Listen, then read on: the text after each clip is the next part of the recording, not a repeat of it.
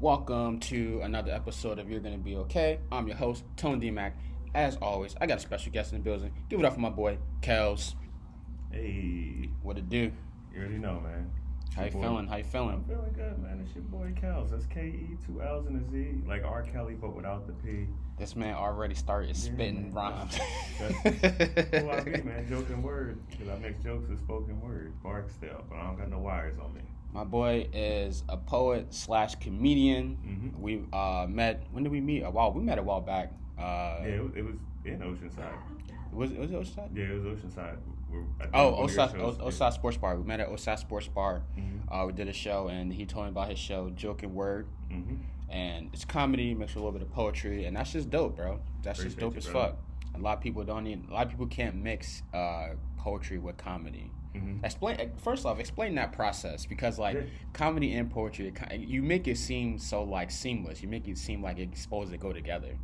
Because you got to think about it, comedy is storytelling, poetry is storytelling.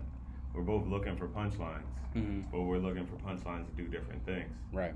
So now it's like, okay, well, I want my punchlines to do the same thing. I want to build it up with the setup, and I want to punch it with something that's funny and that makes you say, damn. Yeah. That's hard, man. Yeah. That's fucking tight, man. Appreciate it, man. I'm glad you actually put me on your show, the Jokenword. Yeah, because you're a closet poet, man. A little bit. Like, a lot of people don't know. A lot of people don't know I do poetry, because that's closet poet. That's you got my bars on the low. That's my soft side. That's my side that I don't show a lot of people. Mm-hmm. But it gave me a chance to kind of express something that I've never done it on stage. You know what I'm saying? Like that, in that kind of format. So I was like, let me try this. I'm gonna just try it, and it worked out. And that kind of gave me a new way to play around on stage now. Yeah, it was super dope, yo. Dope. Yeah, no, I'm glad, because when I originally saw you, I was like, I'm gonna book him to open up the show with comedy, and he was like, yo, I got bars. That's crazy. I was like, all right, and I didn't think you was gonna do it, and then you ended up doing it. It was the perfect blend to the show. Yeah. Dude, that's awesome though. So, when did you start doing? Did you start doing poetry first or comedy first? All right, so I actually I started trying to rap first, but this was back in high school, right? And I ain't hit puberty yet. So my voice my voice, nobody could take my voice seriously. So I was on MySpace doing battle rap on MySpace. So, first of all, he said MySpace. For all you youngsters that don't know about MySpace, that is the best social media platform of all time.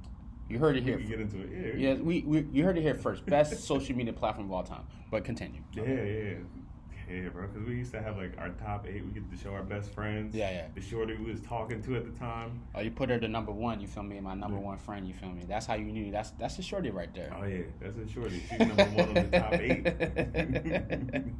It was real.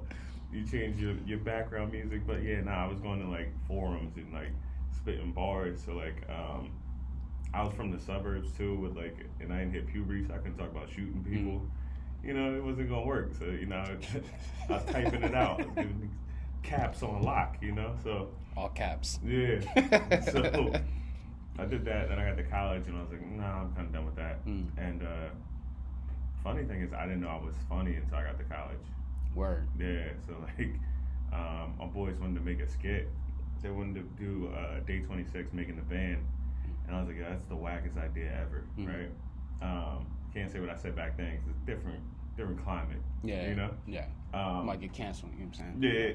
Yeah. You might get canceled. Yeah. So I was like, that's the wackest idea I ever heard. And then they was like, no, we want you to play Diddy. And I was like, that's terrible. And I ended up doing it, and it was a hit. So then next video, we made another one, and it was a hit again, and I was the funniest person again. Then we did another one.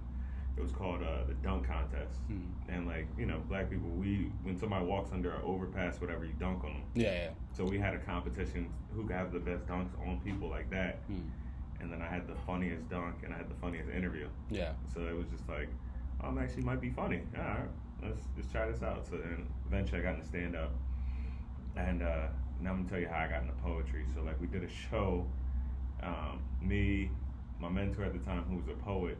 And I was just going to poetry shows. I didn't know anything about comedy clubs or comedians. I didn't know we were out. Where was this at? This was in Jersey. Jersey, okay. Yeah, this is in Jersey. So East Coast. Yeah. We different breed out there. Different breed. I did the show, and my mom and my 2 little cousins were in the crowd, and I'm bombing my life away. Oof. Yeah. Oh, doing poetry. No, doing comedy. Yeah, with a bunch of poets in the room. They're bombing my life away. and everybody starts walking out the room. Yeah. One by one by one. A room of like 40 people is left to just 3. My mom and my little cousins. It's the worst feeling ever. Even my mentor, the host, left the room. And I was like, yo, I got bars for these niggas, man. I can rap. Yeah. I used to rap. And like my first couple poems is like me like really aggressive and like really, and I was like, oh, there's a message in this. And like, yeah, started doing poetry then. And so you was bombing. Yeah. On stage. He's like, you know what? It's not working. Let me just throw some poetry out. Well, nah, it was like they thought they was so cool at their poetry stuff, and I'm like, I got bars better than them. I can spit better than these people. Yeah. So I was like, hold on, let me get these people some bars. That's hard as fuck. I was still doing comedy, but I was like, nah, I'm gonna bar up too. Yeah. They think they doing something. He'll set him a bar up. I'm gonna bar up. Like how I started doing poetry, it's like I'm a big fan of battle rap. Me too, dog. I love battle rap. Me too. Like it's something I can just watch battle rap and like they be so aggressive and I'm like, these niggas is actually poets. You know what I'm saying? Like that. Yeah. So it's like something I want to try. So it's like I always wanted to like I don't know if I want to get in a ring and spar with somebody actual battle rapper because like but I want to try to be like, you know what, let's get out there and let's, put some bars out there. So I originally was like, I started like writing in high school, same way I started writing like raps in high school. And then me and my friend, we did a rap song. Okay. And that's kind of how I got started with like the whole like rapping, Yeah. I'm not a rapper by any means necessary, but I do like the process of like writing and like. I like to dabble in it. Yeah, like, yeah. Comedians are like, we'll mess with rap, and then rappers be like, oh, I could be a comedian. I'm funny. Nah, it's not the same. It's not the same. But we both try to do it. Like we both try to switch sides and all that. Like R&B singers and rappers, they do the same thing. Like R&B singers be like, I got some bars, and some rappers try to sing. So yeah. Less heavy auto-tune, but some of them niggas cannot sing. Some of them niggas cannot sing, but. Even still, like it's cool how it's like we mix it inside of like our comedy, like that process is like it's mind-boggling to think like you can still be funny with poetry. The first one I wrote, I wasn't even trying to write it to be funny. I was writing it as like, you're a writer, so you get this. Like I was writing it as like a warm up. So I had another piece in mind. Yeah. And I was writing to just, get some ideas out there and play around with it. And it was called Fast Food. And like when I, came up with it, I wrote it out. I was like, all right, that's done. Yeah. And then one day I went to an open mic and I had found it in my notes. I was like, oh yeah, I remember I wrote this. Let me spit this real quick. My mentor, he heard it and he's like, yo, you need to memorize that. Yeah. He said, that's one of them ones. And I was like, word? Yeah. Memorized it, and that became one of those ones where like people were like, oh, you gonna do Fast Food? And even when I didn't want to do it, people was like, yo, you gonna do it? I'm like, I got other stuff, y'all. Like, they find the one that they like, you feel me? That's the ones you gotta stick with. Like poetry and comedy. It's like it's too it's like being in a throuple. Let me stop. But like, there's some days where I don't feel like doing comedy, but I need to get on stage so I can do poetry, and then I'll go to poetry rooms and just do strictly comedy. See, I've been to poetry shows, but I've never done poetry on like in a poetry room. So I've seen it, like I've been to a poetry show, but I've never done it because I was like, well, I'm a comedian, so it's just like it's weird to kind of like. You go to a poetry show, but you change the energy in the room because it's like comedian and poetry is two completely separate things. But like when you mix it together, it's like, okay, that's dope. But if you come in there and start just throwing out jokes and you start bombing, you're like, oh God, you know what I'm saying? Oh man. The thing about poetry crowds, I started with them. Like before I knew what a comedy club was, and that I knew that like amateurs could go there. I would go to poetry shows, and like poetry audiences, they listen. They're into the words and the intricacies. So like. It's some of my favorite crowds because it's like I know you're sitting there trying to catch every part. You know, like you might have a joke where you said something 3 sentences ago that you brought back. Yeah. And most comedy crowds, they're just listening for the pop. Yeah. The poets are listening to the art of it. So yeah. it's a fun dynamic. The audiences are different when it comes to like poetry and comedy. 100%. Yeah. Because comedy, they were like, all right, they have to like follow along with the joke and like, because like when you're doing comedy, you kind of like lewd that you're like about to say the punchline. You know what I'm saying? Like that, like poetry, just words and like you're like a wordsmith, yo. Yeah. That was so like I got into poetry because of battle rap. Like that was like my thing, and like you'll see like some comedians that have the longer form comedy, the jokes and stuff. Poetry rooms allow you to get that off because they're like, okay, we want to hear something. Yeah. And they know that there's a cadence to it where like eventually you get to that punchline or the tags and the punch and they're like, okay, yeah, here we are. Okay. Yeah, they'll follow along. They'll give you more. They have more patience like, for it. Yeah. Little subtle snaps. Comedy clubs, it's like, all right, you better slap us. You know. You better like. Within the first 30 seconds, you gotta win the crowd. Like, nigga, you can be quiet. Everything can be quiet, but in the comedy room, if it's quiet, nigga, you just, all right, let's get it. Yeah, well, to an extent, because it's like at first in comedy, it's like, all right, you gotta win them, and then you can go and you can relax and take your foot off. However that looks like for you, but yeah, it is definitely a different dynamic, and it's interesting. It's fun, like actually getting to play different rooms because it's like playing different cities. Yeah. You know? See, I actually want to experience. I want to like do more. I want to experience more poetry and comedy at the same time. I want to like, because I feel like I can like blend it so well together. And like because I have like I've seen like when you told me about that show, I was like, fuck it, I'm gonna try it. That was the first time I was like, fuck, yo, I have something here. Like I can like really work this out, work it into like bits and stuff like that, which is like super dope, yo. So that's my goal, to like find all of us, like the closet poets in the comedy community. Yeah. And like really get us out there and give us our lane in our genre. There's a specific lane for us, like this. Yeah. And we just once we hit the gas, you feel me? We out of there. So you mentioned battle rap, right? Yeah. Who's your favorite battle rap person? Okay, right now or all time? What do we? All right, give me your top three. Your top three battle rappers. Okay. So I'll do an all time list on this one. So like I was a huge fan of Conceited. Okay. So Conceited. Slow it down. I just dissed you. Yeah. He's hard. I fuck with Conceited. And then now it's Rum Nitty. Rum Nitty's cool. I like Rum Nitty. And then Loaded Lux. So Loaded Lux is tight. Yeah. Okay. That's cool. So like in my head, I'm trying to put those three people into with my three favorite comedians, and then that's my style. So, all right. So three comedians, favorite comedians. Yeah. Because I'm trying to picture it. So those battle rappers, who are the three comedians? Yeah. So Tony Roberts. Okay. Tony Roberts slept on. So slept on. He's so funny. He's so slept on. People. Yeah. It's okay. So with Tony, it's like the creativity, like how like different the jokes are. T.K. Kirkland. Okay. The Conviction. And then Earthquake. Okay. So it's my three. Where it's like those are heavy hitters for comedy. Yeah. So like their style, like so I like TK's voice with the Conviction. Who raised you? That's like my thing, right? I'm like that's hilarious, like the callbacks. Yeah. Then Earthquake's tags, like he'll drop a joke and then follow it with 6 tags. So like now I'm trying to cultivate this style where it's like a little bit of Loaded Lux. Where like I'm relentless like Nitty, but then you still got the swag of it like Conceited. Yeah. And then you mix that with the 3 with the voice, my voice, with my creativity and my tags. And then you put that in one person. That's where the Jokenword comes from. That's hard. It's hard as fuck. I never thought about that process. Like, who we get inspiration from? Because like we all like creative, and I try to figure out people who are creative. Where do they get their creative inspiration from? You know what I'm saying? Like that's dope as fuck, bro.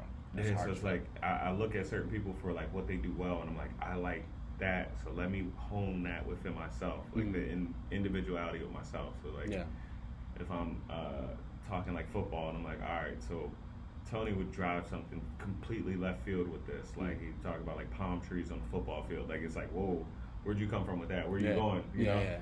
And then I'm adding the intricacies of Lux when I'm trying to put together and craft these lines. And four bars or 4 lines together for the setup to the punchline. Mm-hmm. So it's just that process. I'm always thinking of it like, all right, what is my voice like? Like, what am I trying to convey? Am I trying to be cool? Am I trying to be scared? Like, what is it? That's just my process. Yeah. So when you started, when did you start the Jokenword? When did you start that? So Jokenword, like I said, it was an accident. So it was like 8 months after starting comedy. Mm-hmm. It was like 8 months after starting comedy. I wrote that Jokenword piece, and you know, I didn't try at stand-up places. I would just go to poetry rooms and do that. Then I wrote a couple more, and then the second one I wrote was called Monopoly, and that was actually done by accident because I was trying to figure out the poem. I could never figure it out. And one of my boys was like, "Hey man, you got another Jokenword piece other than fast food?" I was like, "Yeah, I got this one called Monopoly." He's like, "I'll do it tonight." Yeah. And like I'm telling the jokes, right? I get to the end of the set and I'm like, let's do Monopoly. So I put these lines together that I had, and I never knew the order of them until that night. I kind of freestyled it, and then ended it where I knew I wanted to end it. Like I knew where I wanted to start it and end it, but the stuff in between and what order, like I didn't know if I wanted to say the pieces and things in order, or if I just wanted it to just come out. So that night it came out, and I was like, that's how it goes. It's tight. Yeah, bro. It's tight as fuck, bro. Like, damn, that's so hard, yo. It's crazy. If people don't even know, like, obviously, if you, I know people listen to podcasts, whatever, but like, if you haven't seen him, my man is a dope poet, dope comedian. Like, he's hard. Like, this shit is like, it's inspiration to see other people, like, because it's like, I try to find like my lane and like what I do well, and like, I didn't even think about that process of like people that you listen to or you like inspired by. You kind of like, you don't like copy them, but you like emulate them in a way. Yeah, so like I don't listen to too much comedy no more because like I don't want to sound like anybody. Right. You know, like, and that unintentionally, like when I first started, like I sounded like Donnell Rollins because that was my favorite comedian at the time. Right. And then it was like, all right, well let me find my own voice and let me stop listening to comedy. Yeah. And then somebody recently told me like, oh yeah, bro, you passed that point where like you have your voice now, so like you can listen to it again. I'm like, oh, all right. See, I went through that phase too of like I stopped listening to comedy, stopped watching comedy, and like I'll come back to because like like my favorite comedian, Dave Chappelle, of course, my favorite. But like I didn't put him in the class of his own. You know what I'm saying? Like that. He's just in the class of his own. But you know, people that inspire me like Cat Williams, Gerard Carmichael, Eddie Griffin. Gerard Carmichael, that's like he's my number 2 favorite comedian. Like I respect that. So real quick, I feel like Chappelle, Murphy, Pryor, and Chappelle, Murphy, Pryor, Carlin, like those, they're like they're in their own. Patrice O'Neal, like everybody's gonna say those 5. Yeah. Like no matter who you ask, they're gonna say one of those 5. Yeah. Or 3 of those 5. So like I kind of take them out. I'm like, all right, they're in their own category. Yeah. Right. But Carmichael, you know what's funny about him? Like I didn't know about his show until the pandemic. Really? I had to slow down. Yeah. And like everybody kept saying like, oh, your mannerisms remind me of Gerard. I'm like, man, I think it's just because we're just both tall, dark, and opinionated. Yeah. Like that was what it was. It's like it wasn't. Yeah, not like dude. He's a beast though. He makes me.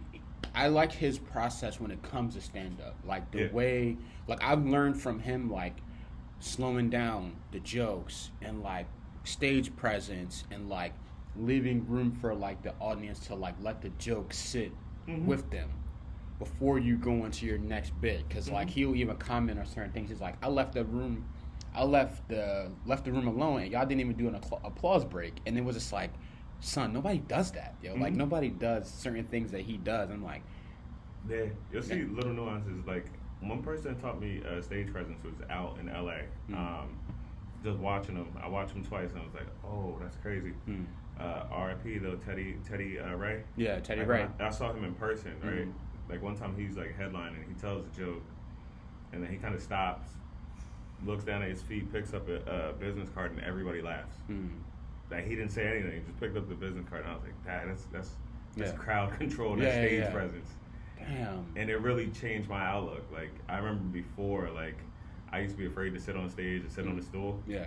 Now, like I'll sit on the stage and just make it look like real cool. Like, all right. Yeah, because it's like we kind of have to command that like stage in a sense, and when you watch certain people that have that energy, like for me, one of those people is Rick Ingram. Okay. You know Rick Ingram? I don't. I heard his name. He is a beast, dude. Yeah.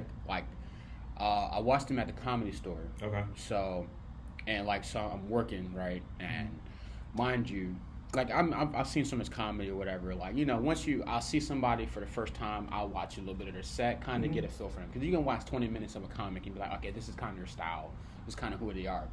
But I watched Rick Ingram, bro, like 30 minutes, and I'm like, dude, this dude is murdering, bro. But he has so much like stage presence and like crowd work, crowd control, and he just does it. And then I seen him again. I went to see Chris Rock and Dave Chappelle down in San Diego, and he opened for them.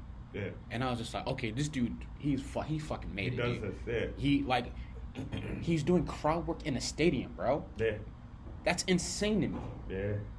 How, like, in a stadium? Because it's hard to see. Like, it's almost impossible to see. Like, bro, in a stadium, bro.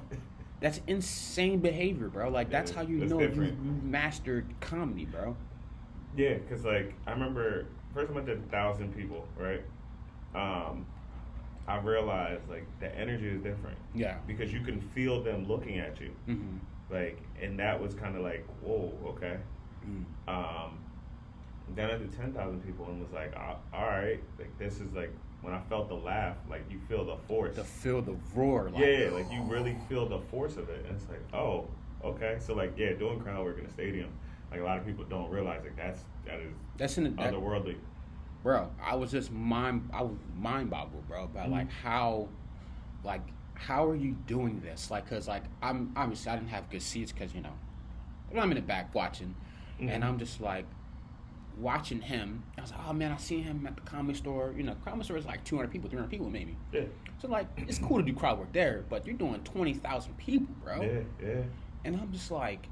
And you know everybody in that stadium can't see that person that you're talking about, so you have to make it relatable for these 20,000. It's crazy. Oh, man, dude, the concept of it. Insane, bro. Like, that was something I was like, from that point on, like, he's one of the guys I was like, I took something from him, like, yo, like, crowd work, presence, and, like, how you command the stage and the...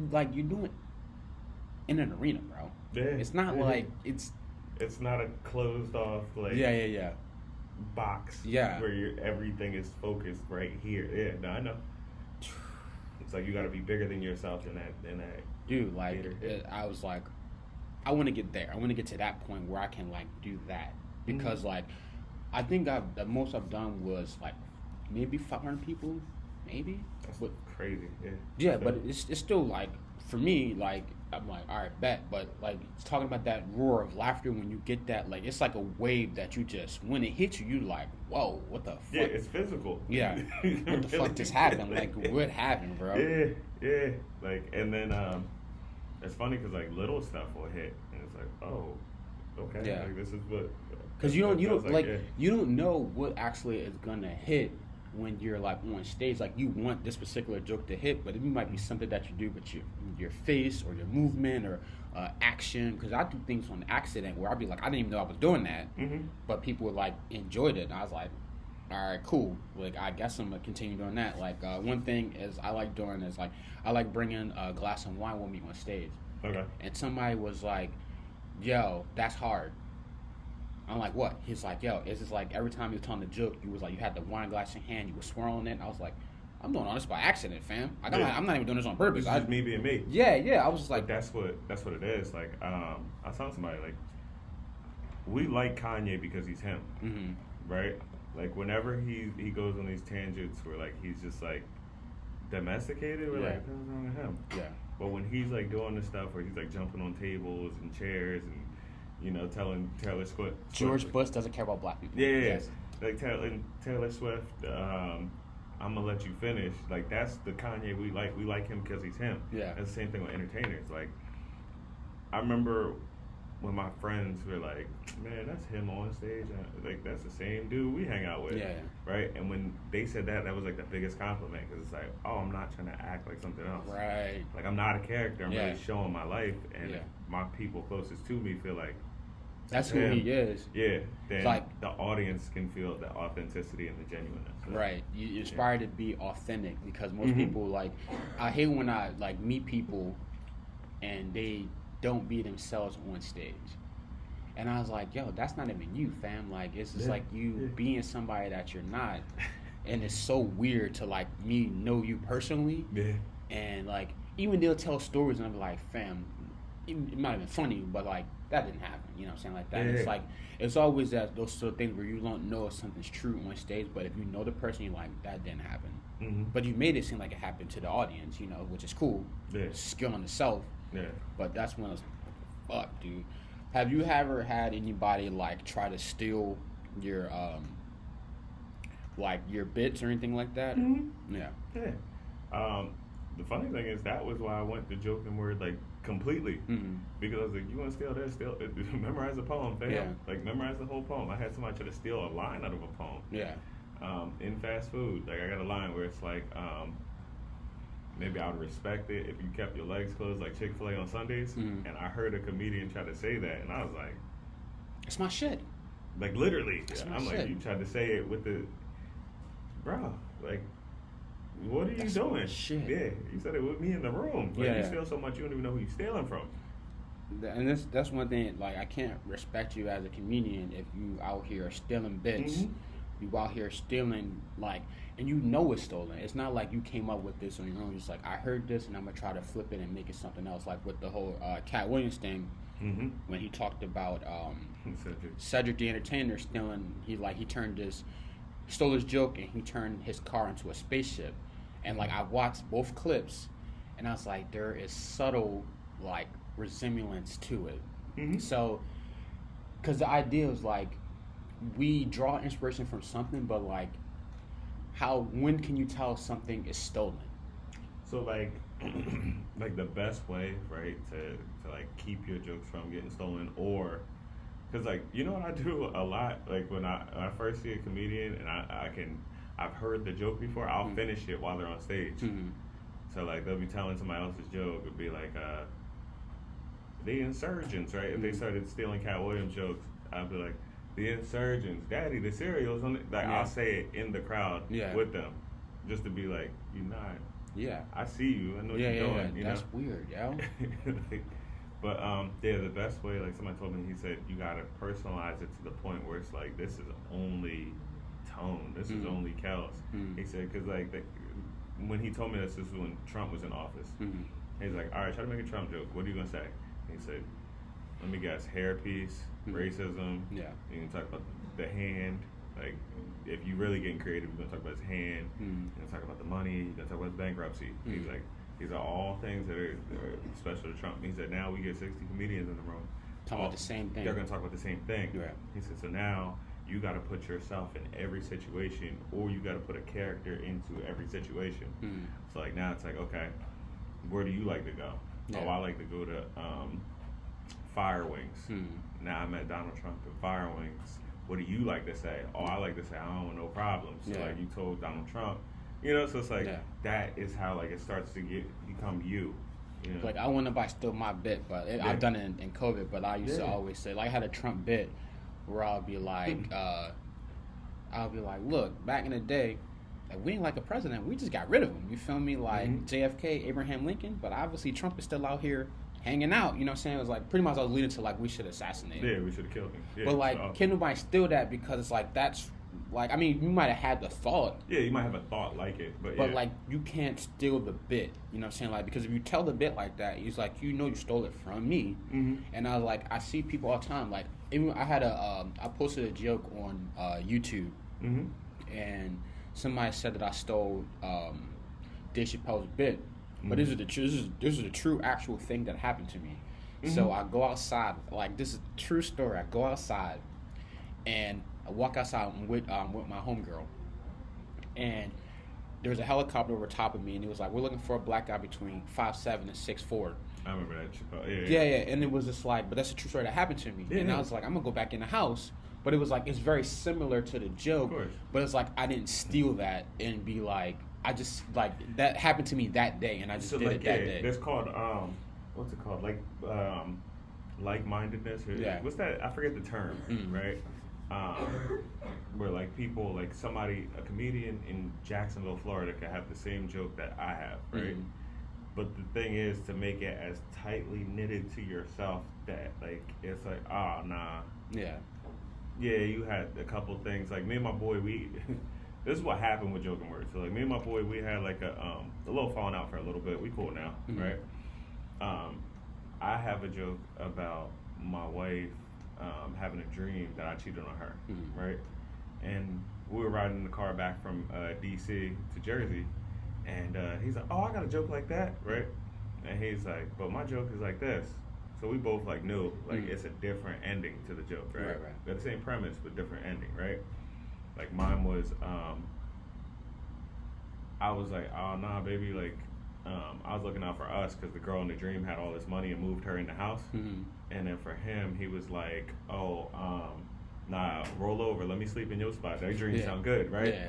So then we had a falling out, and I did the joke and posted it online, whatever. He forgot like the conversation we had, and he's like, "Oh, you tried to steal my joke." And when we finally got cool, I was like, "Man, you know I don't steal no jokes." Man. Yeah. He's like, "Yeah, that's why I was so hurt because I was like, yo, of all people, I know you really pride yourself on being different in the pen." I was like, "You're gonna make me make every one of my jokes a poem now."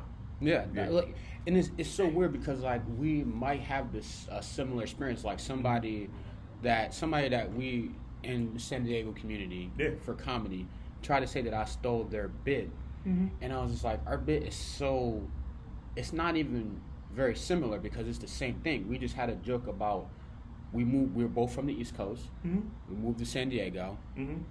Everybody does cocaine. That was it. Yeah, it's not. It's like, but it was like super like that's something everybody sees. Like I'm from Jersey and was like, I didn't realize cocaine was so. It's so big out here, and it was like one of those things. Like I'm not like I'm just commenting on something that I see. But his was like his joke was something about they make it seem like he's the one selling it, right? Mine was I was just like my joke was just saying. I was like, I've been out here long enough that I don't do it, but I'm comfortable with it. But it was like a funny thing I just say. It's like, I'm comfortable with it. I don't, hey, that's what you want to do. That's what you want, by all means. Yeah. But he just told everybody, oh, like he stole my bit or whatever. And I was just like, it's the same shit, but it's not like I didn't verbatimly steal your bit. Yeah, like, I don't know. Like, I've gotten to a point where it's like, if somebody said like, oh, you stole my joke, I'll be like, I'll never use it again. I'm gonna post it online so people see the date. Yeah. You know, like I'll post it from like this happened in NorCal. Like one of my, I told a joke, right? And I don't know if it was stolen or not. If somebody, lifted it because I heard him do it after I did the show with him, right? Yeah. So I posted the clip of me doing it in my special from now 4 years ago. Yeah. Just so it's like if ever somebody was like, oh well. I heard you say this joke and such and this. I'm like, man, I did this in 2020. What are we talking about? And it's like, and I don't even do it no more. And it's like how if you steal it verbatim, that's when it's like you obviously could tell that there are very similar things in the Cat Williams joke and the Cedric the Entertainer joke. It's very similar. So I remember when I first moved to LA, and this was when Cedric was a lot bigger. So it was 2014, and he was still like in clubs and stuff. And people said like, "Hey man, if Cedric like your joke and he want to buy it, take the money and stop doing the joke because he'll just take it." And that was kind of crazy for me to hear. Like, I was like, I guess like it's like that out here. Yeah. And I realized on smaller scenes it's like that. It's like people just they'll buy their way to the top. Like out here it's a little more cutthroat, man. People will sleep their way to the top. They'll do whatever they got to do to get to the top. They'll dime you out. I've seen things, and that's kind of like led me away from people to kind of be like, I'm just doing my own thing now because I can't really, y'all living with no morals. Yeah. You know what I'm saying? Like, if you just a chill person, you cool, I'm with it. You feel me? And I don't need to like step on anybody's toes because like what's for me is what's for me. I was about to say exact phrase. Go ahead. You know what I'm saying? Like, it's what's for me is for me. Like, y'all be trying to, like, cut people down, and y'all be trying to, like, nah, don't do this, and don't book him, or, because... It's the dumbest thing. That's why, like, I seen that early. Like, I've only been here, 5 months?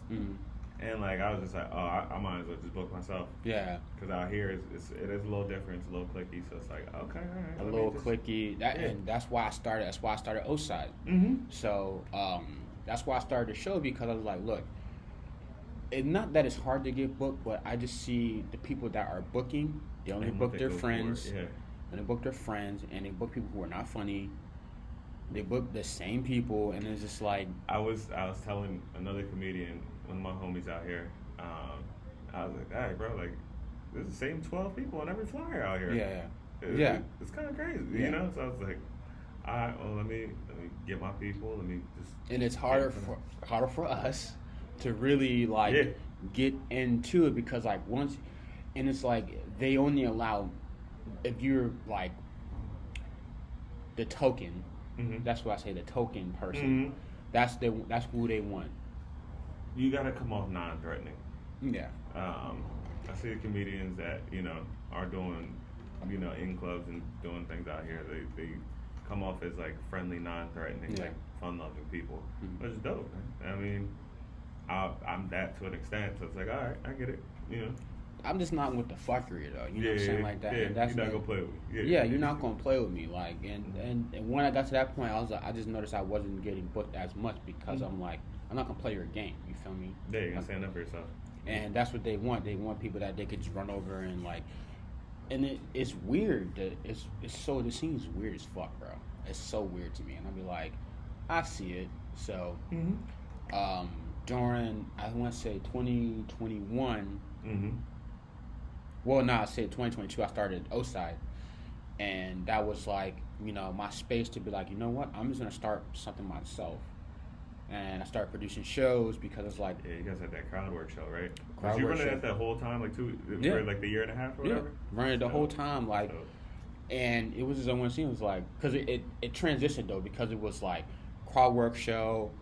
We've had like music performers. We had so many different things. Because like for me, I like variety. You're creative. Yeah, I like variety, and I like to expose people with like, because you're not gonna get the same show twice, and that's what it was. Like maybe I'll produce shows in the near future. You know what I'm saying, again, but it was like it's a lot of work to produce a show, bro. It's so much work that goes into that people don't even see. They don't even know. Like you just show up, buy a ticket, or you come in and you just think, oh man, this is a dope show. But the work that goes into the beforehand, that's like the mega thing that I'm like, fuck, this is so stressful, bro. Finding a venue, booking the comedians, make sure everybody get paid, saying like that, and that's the weird part about it. People don't even see that. People don't even see that side. But I just keep it like, y'all just see the show. You know what I'm saying, like that, and it's cool. But like my last show, like. It was weird. I couldn't even think about being funny until I was actually on stage. But I don't like being a producer. I don't like, because it's like I can't think about being funny. I have to think about so many other things. And like when I come to a show, I gotta set up. Listen, make sure sound check. I gotta make sure people are there.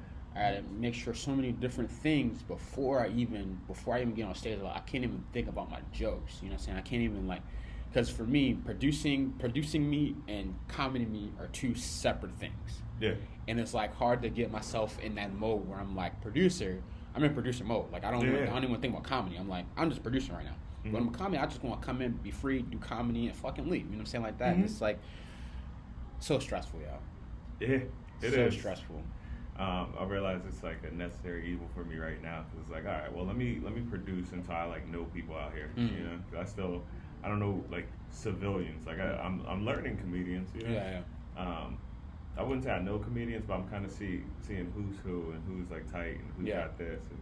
And, but, like, I was like, I'm going to produce, get to know people, get out, put my face out there, and just, then see what happens. Because you kind of have to be in the scene to kind of know what's going on. And it's like, the more that you hang out, like, the more that I hang out in the scene, I was like, you know what? I'm cool. Because, like, when I come out to do comedy, for me it's like I want it to be fun.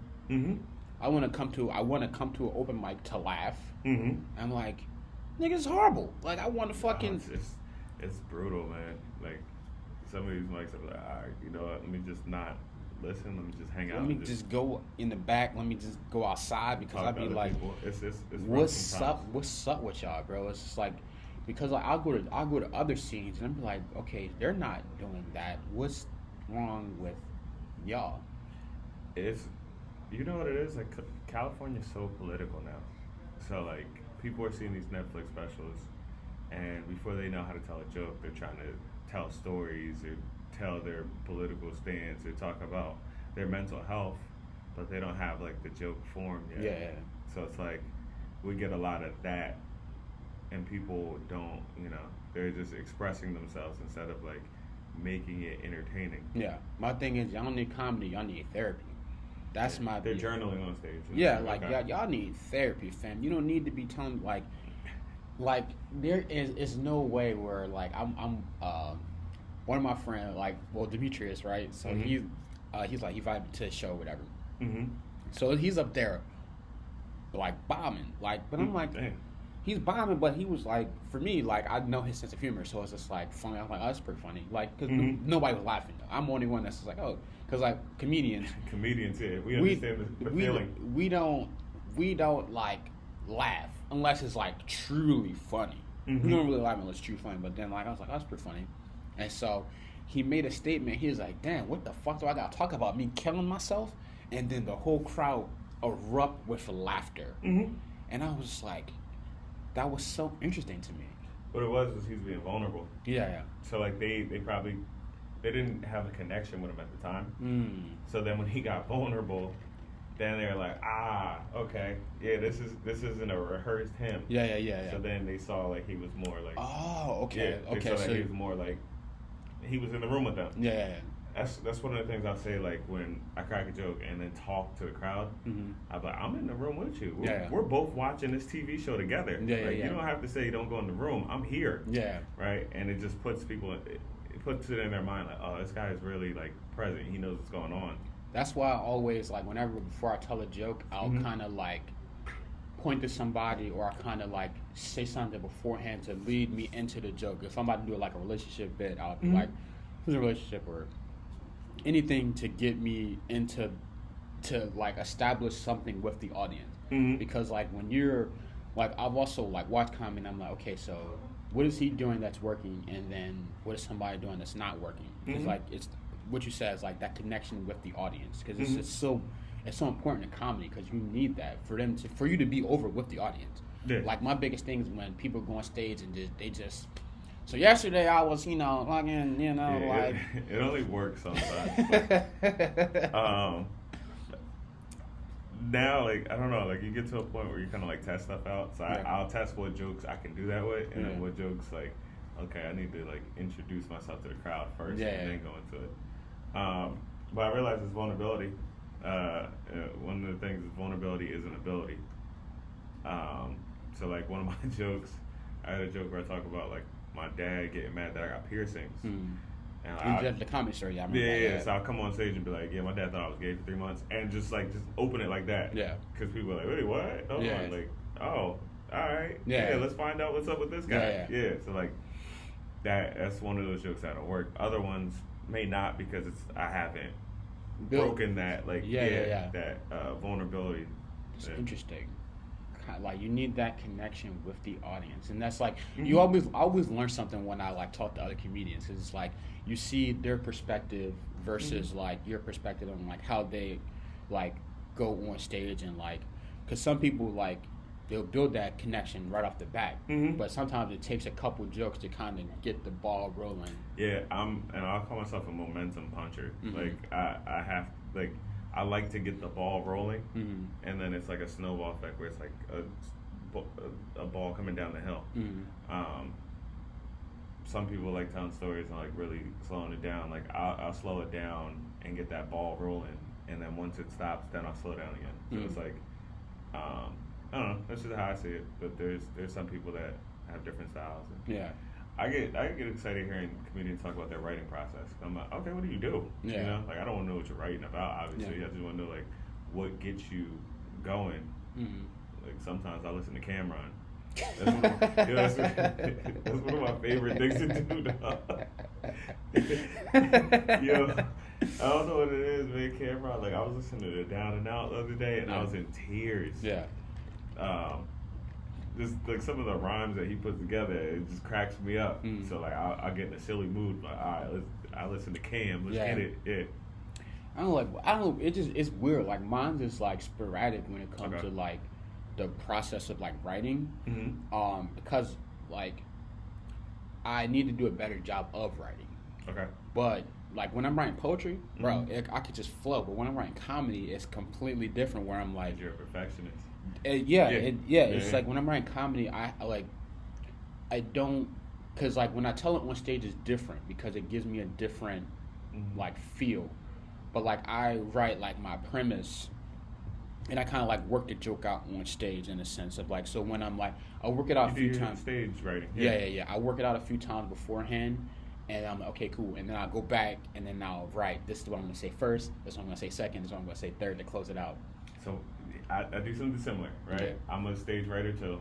I'll write the premise, the statement, what happened, how did it happen, how did it end, right? I'll take those 4 things and then run on stage with it.